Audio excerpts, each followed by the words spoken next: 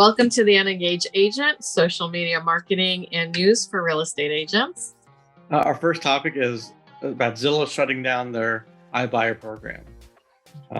They paused it last month, and now they're fully stopping with it and going to liquidate the rest of the properties they currently own or in the process of buying. And from my understanding, when they liquidate, that I've seen, it doesn't look like it's going back, just on the market for sale for homeowners. It's going to be initially to investors, right? Wall Street, pretty much. That's the rumor. Ideally, it would go back and homeowners would be able to buy it at a discount. But it may be scooped up by these rental investment companies that are looking to acquire a lot of property. But obviously the next step, what is Zillow going to do next? If they're getting out of the iBuy program, do they go back to servicing realtors, or do they take the next step and go try really push their mortgage side of the business? But it's interesting, obviously. It's interesting, with the algorithms, with their data not being, the numbers aren't where they should be, type of thing. It kind of puts that estimate back into question. Because if they're buying at that price or above that price, and they're losing money on these properties, how true is that number? And obviously, they didn't have their numbers down pat as far as making profit, or they would be continuing. Right, absolutely. All right, so on to the next topic. Something I saw in the Florida Realtor magazine. I tend to read them mostly online. I click through them. It's easier for me than the actual magazine itself. But there's an app called Safe Showings app that is now available free for any Florida realtor. And what it is exactly is what I found different about it. There's many versions of these out there. But when you do meet a client, you kind of check in at the property, but you also take their picture within this app. And what's that supposed to do is kind of deter them from, if there was anything that they were thinking about doing, they now know you've captured their picture. They know you have, select, emergency contacts in there. Their information's gone out. I understand gathering information. I'm just not sure about taking someone's picture, for that reason.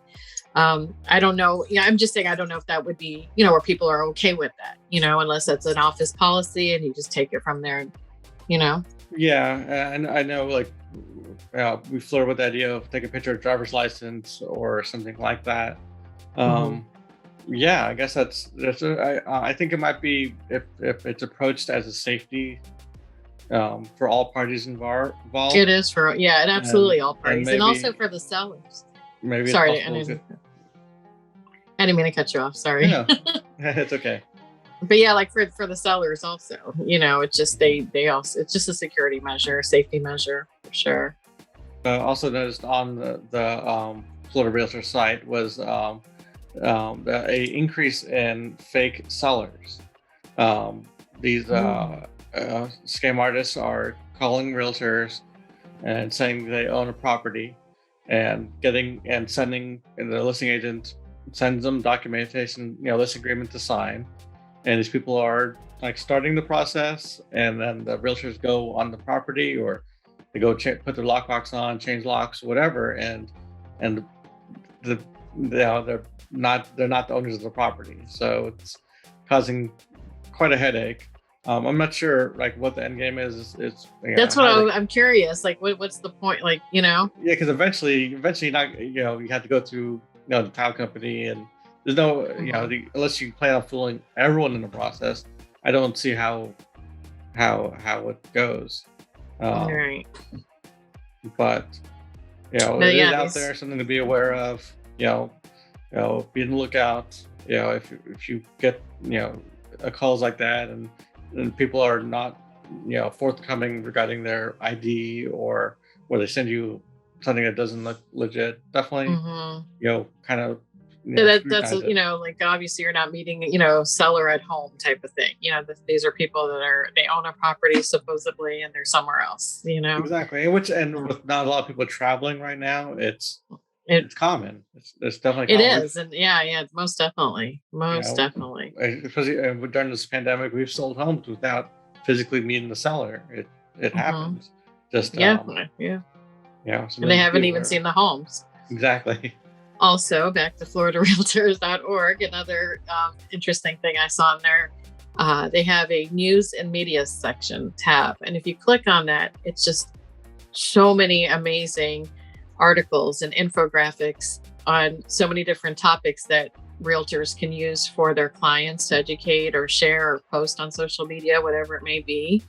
I'm excited. I'm actually going to use some of them today or in the next couple of days and make some videos, short form videos with them, and then also maybe do a tutorial on how easy you can, if you don't know what to make a video on, or you don't have any ideas, or you don't have any content, we have all these resources that are simple to use, or you can get creative with. And Yeah, so I so guess you yeah. could either just post just the graphic itself on platforms, or you can engage with it, explain it, and Hmm. provide it to your clients that way. Yeah, I mean, you can post a picture with a poll sticker on there. Do you agree or disagree, and just get that engagement in that kind of way. Yeah, I'm looking at it right now. So they have some good topics like to stage or not to stage. You Hmm. know, government programs to help you buy a home, avoid things to do, avoid foreclosing. So yeah, Yeah, some really good important information out there.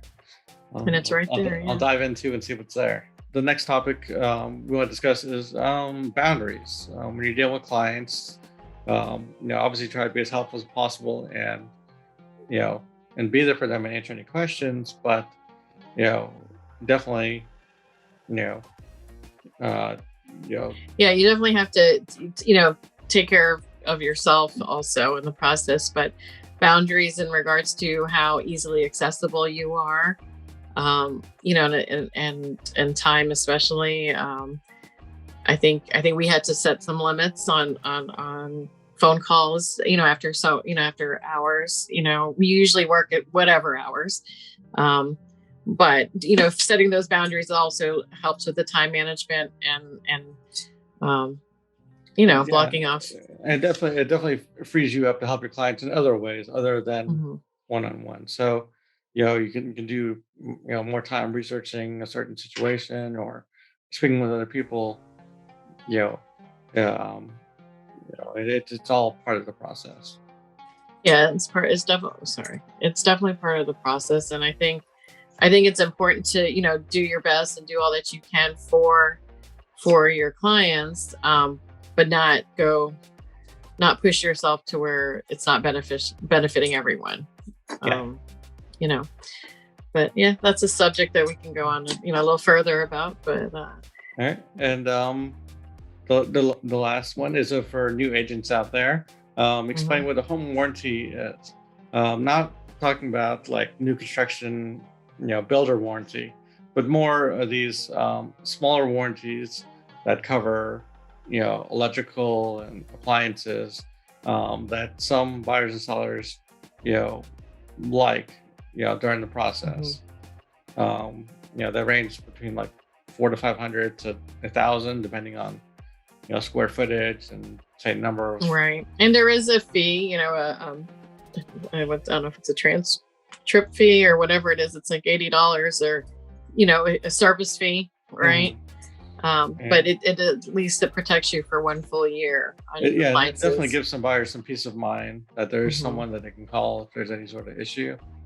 Um, Right. So that's something that you can suggest to your, clients if they want to add into the contract when they submit an offer. Every case, every home is different, but if it seems like, it's something that would be, helpful for them for the first year of moving in, it yeah, might be a good thought. well, I think that's it for this week. I'm Tony. And I'm Patricia.